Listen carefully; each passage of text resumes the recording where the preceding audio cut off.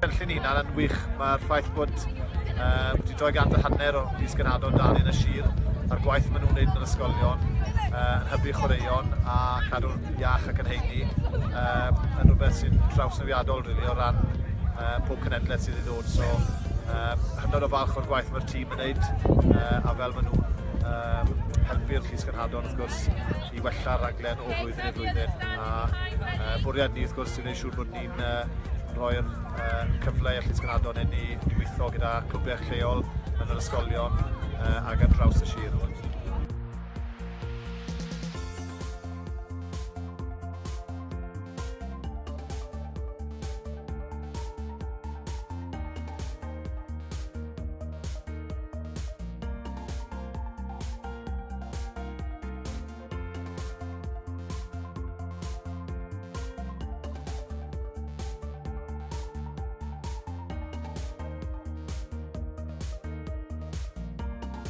Young volunteer, young ambassador movement is crucial to us in Sport Wales. These young people are our future coaches, administrators, leaders of Sport in Wales. So the young ambassador movement is their first experience of that.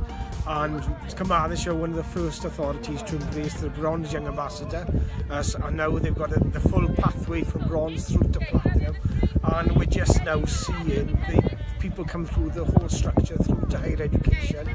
And also, one of the biggest increases we've seen is them actually delivering sessions to their peers.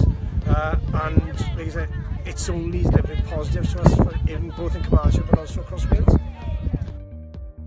Wi wedi canu clodyr yr holl sgîm yma ar draws Cymru lle bynnag dwi'n cael y cyfle i wneud hynny achos wi wedi bod yn rhan o'i weld e'n tyfu ac yn datblygu ac yn gosod y cyfle i'r plant a'r bobl ifanc i fod yn rhan o'r gweithgarwch sy'n edrych ar ôl i iechyd a'i lles yn gorfforol ac ym mhob math o ffyrdd eraill a wi'n pwysleisio hynny gyda pobl wi'n gweld.